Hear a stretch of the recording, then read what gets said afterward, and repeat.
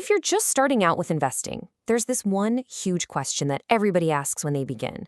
The advice we've found is, well, it's incredibly direct. So let's just jump right in. Okay, so let's say you've got some cash saved up and you're finally ready to invest. You've seen all the crazy headlines, and the big question bouncing around in your head is probably this one. Should I just go all in on something like Bitcoin? It's so tempting, right? One big bet, one massive potential payday. But the answer you'll find pretty much everywhere, it's immediate and it is super clear. A simple no. Not a maybe, not an it depends, just a hard no. So the obvious next question is, why? And the reason really just boils down to one word: instability. The price can absolutely rocket to the moon, sure, but it can also crash back down to earth just as fast. Putting all of your money in something like this isn't really investing. It's more like a high-stakes gamble on a roller coaster.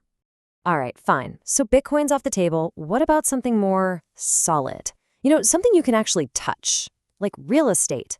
Buying a house or an apartment, that seems safe, doesn't it? Well, guess what? The answer, again, is a very quick no. And here's the thing. The risk isn't some big, scary market crash. Nope. It's something way more practical. You could own the most beautiful property in the world, but if it's sitting empty because you can't find tenants, it stops being an asset. Suddenly, it's a liability, and it's actually costing you money every single month. Okay. No crypto, no real estate. So what about the classic move, the stock market? I mean, that's what everyone talks about, right? That's gotta be the one. And yet, for the third time, the advice is a firm no. I think we're starting to see a pattern here. And you knew there was a but coming. Here's the catch. Even with something as established as the stock market, there is this massive, unavoidable risk. The entire market can just take a nosedive. And if all your money is wrapped up in it when that happens, poof, a huge piece of your savings could just vanish. So at this point, you're probably thinking, what the heck, right? If Bitcoin is a no-go, real estate's got its own headaches, and the stock market can just crash, should you even bother? Maybe just sticking your money under the mattress is the safest option after all? It almost feels like the logical thing to do. But that thought that maybe you should just sit it out entirely, that's also the wrong conclusion. The real secret here, it completely flips the script. See, the problem isn't the act of investing. The problem is that all-in idea we keep talking about.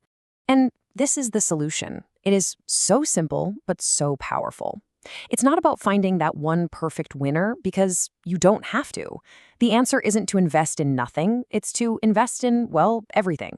A little bit over here, a little bit over there. It sounds kind of chaotic, I know, but it's the heart of a really, really smart strategy. So what do we actually call this idea? This whole invest in everything strategy? It's called building a diversified portfolio. It's really just a plan where you put your money into a whole bunch of different things. Stocks, maybe some real estate, maybe even a tiny, tiny piece of something risky like Bitcoin. And the whole goal is to bring your overall risk way, way down. Look, if there's one thing to take away from all this, it's this. It all boils down to that super old saying that you've probably heard a million times. Don't put all your eggs in one basket. It's as simple as that. If one of your investments takes a hit, the others are there to help balance things out. It's like the ultimate financial safety net, and you're the one who builds it. And that really brings us to the big takeaway here. We figured out the principle is to invest in everything. But now the real question shifts to you, right? What is going to be in your everything? What's the right mix of assets for your goals, for how much risk you're comfortable with? And that right there, that's where the real journey of being an investor actually begins.